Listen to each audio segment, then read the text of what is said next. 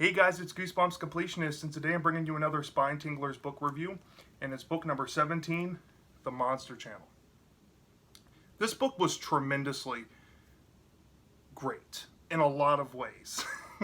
Off the bat, I love this book so much. The premise on this book really gets to me. The monster in this book is fantastic. The writing's exceptional. The description is there. I'm going to go ahead and say this. This, so far, could hands down be a Goosebumps book. You can't get closer than this as far as the offshoot or aka knockoff Goosebumps book series. So for those of you that don't know anything about Spinetinglers are a 30-book book series that came out in the 90s, supposedly written by an author by the name of M.T. Coffin.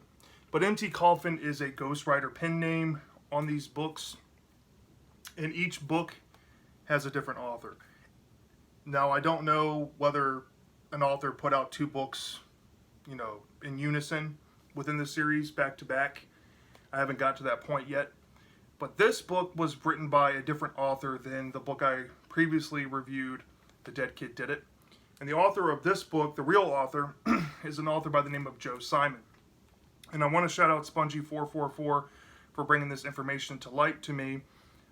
Joe Simon, years after this book came out in Spinetinglers, self-published and re-released The Monster Channel as a standalone book. So if you're out there hunting for this book, maybe after this review, you don't have to get this edition if you want to read the story. There is another edition out there. Now, I don't know if there's any changes to it within the content, but it is a viable way to get it.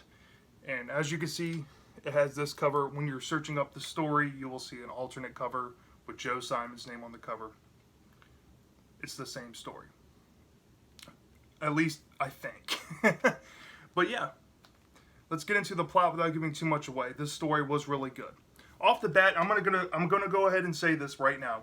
If you have read the OG 62 classic series Goosebumps book, Piano Lessons Can Be Murder, you're absolutely gonna love this story. I'm gonna put that out there. Okay, let's get into it. Because I don't want to give too much away. Let's get into the plot. So this kid named Charlie and his twin sister Chrissy and his family moved to this new neighborhood off the side of this back roads highway. The best way to describe this location is if you have ever ridden in a car or driven in a car down a back road highway that goes on for miles and miles, and you occasionally pass a stoplight here and there, and you'll see a random neighborhood off the side of the highway. That's where Charlie and his family are moving to. And this neighborhood is called Graves Lake Estates. Now, the story starts out with Charlie moving to this creepy town. He sees a bunch of advertising for this cable company called the Morgue TV Cable Company, implying that this town has a lot of dead innuendos going around with it. As you'll learn in the story, there is kind of a backstory behind the early days of the neighborhood and the township, with a tragic accident that took place with a car wreck into a lake. It kind of plays into the story a little bit later down the road, but to give you kind of a concept of what this neighborhood is like. Anyway, so Charlie and his family pull up to his new house, and the new house supposedly has had issues with it with the owners before. Now, it's also tying into another Goosebumps book that's kind of popular out there, Welcome to Dead House. It does have those notes in this story as well, as you'll read. You'll definitely see some similarities with that as well. But when he's moving there, he's afraid about losing his old friends because, as you'll learn, Charlie is a big movie nerd. He had a kids movie fan club back at home where him and his misfit buddies would get together and review horror movies. And that was his favorite pastime. That's his favorite hobby, is to binge watch horror movies. And off the bat, he meets this kind of a neighbor kid named Otto. And Otto explains to Charlie that there is a creature inside of his house called the Creep. And he goes into explaining that the previous owners of the house left the house because of the Creep. And he explains that he went into the house after the previous owners vacated the premises, and he discovered that in the attic there's this very old vintage TV that this creature lives in and comes in and out of. And when he had the interaction with the creep, he decided to try to lock the creep in the attic with a key, locking the door, taking the antenna off the TV so the TV can't get a signal and turn on, and he hid the antenna in the basement. And off the bat, Charlie didn't believe him, but Otto said, you know, if you need me, here's a walkie-talkie. If you encounter the creep, feel free to radio me, and I'll come help. So Charlie's like shaking his head. You know, this town's already morbid enough. He's already lost his friends, and now he has to deal with the idea of a creep living in his new house.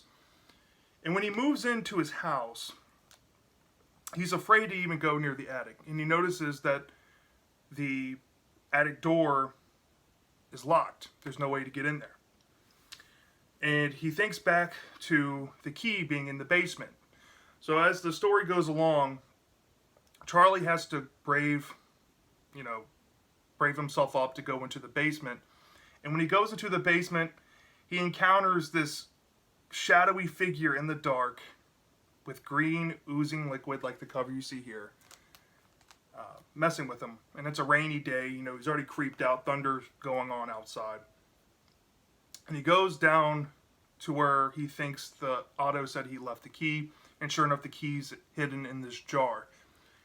So Charlie has to take the key and escape the basement, and then he locks the basement to make sure whatever was down there stays down there.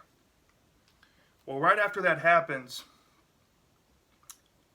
Charlie gets a door-to-door visit from this really creepy cable company guy that's driving around basically in a hearse, and he works for the Morgue cable TV company. And this guy is very, very weird, and he has a really creepy name. It's kind of fleeing me right now, but if you read the story, you'll know what I'm talking about. And the cable company guy is absolutely terrifying. There's a scene dealing with fried chicken. No, I'm just going to leave it at that. It's very gross and very graphic. And this creepy cable guy is trying to convince Charlie's family to get cable through them. Now, they have a TV in the living room. This is a story centered around the 90s. Most families back in the 90s, they had one TV in the living room. Maybe if you were lucky, your parents had a TV in the kitchen, or maybe there was a TV in your parents' bedroom. Very rarely did kids have TVs in their bedroom. It was a common thing back in the day not to have those things. But Charlie, after he found the key, he realized that maybe he wants his bedroom up in the attic in case the TV's up there. He can maybe have cable up to his TV. And his sibling, back in the day, you get to request a specific channel. And there's a really cool nod to Nickelodeon in this book, which I really thought was cool. His sister, Chrissy, requested Nickelodeon. His dad is like an eclectic guy. He likes the weird history shows, and his mom likes the house shows and this, soap opera channel. But Charlie overhears the creepy guy say, well, we're test running this new station called the Monster Channel, and we haven't given it to anybody yet. And if you ask for it, we might go ahead and give it to you. So Charlie gets enamored with this idea of having a Monster Channel station. He doesn't have his Monster fan club anymore to talk about horror movies. He wants this badly.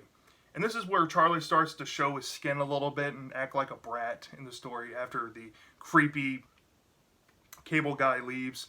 He calls and harasses the cable company to make sure that he can get Monster Channel sent up to his TV. Which, back in the day, I think you were allowed to literally send one station up to a TV. So, and that's literally the only one he wanted. So, after a couple days go by, the cable company had sent the cable to the downstairs TV and to the TV in his bedroom, which is up in the attic, which is this old vintage TV that his dad is enamored with because he had one when he was a kid as well. The same brand, the same model. And the moment this happens, when they turn the TV on, they switch it to the Monster Channel, weird things start happening.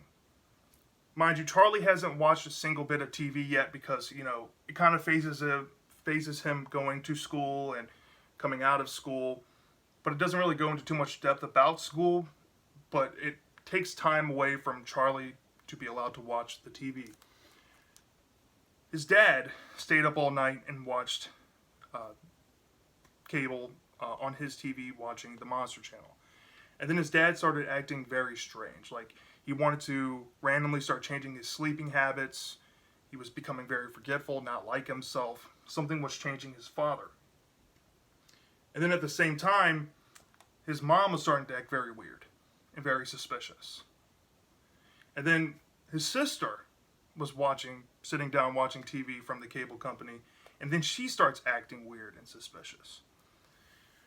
And then he has this inclination, after he has this encounter with the creep, basically confirming that the creep has taken over his family, and it goes into this Twilight Zone-esque type of story, whether you have to decide whether in the story are the family being possessed by the creep, or are the family members being turned into creeps and becoming like puppeted creeps.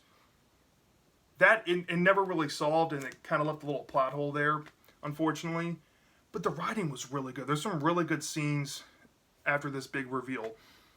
And he has to go and resort to asking Otto for help on the walkie-talkie. And Otto tries to help him best that he can do. And they come up with this idea to try to record the creep on a VHS and press delete, hoping it would delete him out of existence. Now, this is where I'm going to leave it because I don't want to get into anything else because it will start to get spoilerish. I'll completely spoil the whole book. But basically, in a nutshell, I'll just say they attempt to erase the creep, and they may or may not have succeeded at it. And then the ending gives a nice fitting twist to the story, and everything isn't all that it seems. So I'll leave it there. So yeah, that's basically the Monster Channel. Really great premise behind this book. Off the bat, I loved the monster in this book. Very creepy stuff. A lot of graphic imagery. There is some gross out moments, but it's mostly body horror. It's mostly suspense. It will leave you writhing on the edge of your seat the entire read. But yeah, I mean, lots of positivities with this book. My only negative is that mild plot hole dealing with the lore of what happens to the family after they start watching the TV. It's never really clarified in the story. That's an unfortunate side effect. But everything else was a home run. You know, and then, you know, some things, you know, felt kind of choppy here and there. It will jump from one location in the story or time period to another pretty abruptly. But it didn't affect the pace whatsoever, I would say. But, anywho, let's get into the rating. If I had to rate this book by itself on a scale from 0 to 5 stars, I'm going to give this book an excellent rating. So 4.5 or higher. I think, given the plot hole situation going on, I'm going to give this a 4.7 out of 5. Very solid book. I highly recommend this as a gateway to Spinetinglers if you have never read Spinetinglers before. Its relatability to Goosebumps, I'm going to give this a perfect 5 out of 5. This could easily be a Goosebumps book. Loved this book. I cannot recommend it enough. Try Monster Channel out if you can find yourself a copy out thrifting, or maybe you get an Amazon copy, or maybe one of the reissue copies. Go for it. So yeah, that's the Monster Channel. Let me know in the comment section if you have read this book. Did you love it or did you hate it? I'm dying to know. And I'll see you next time.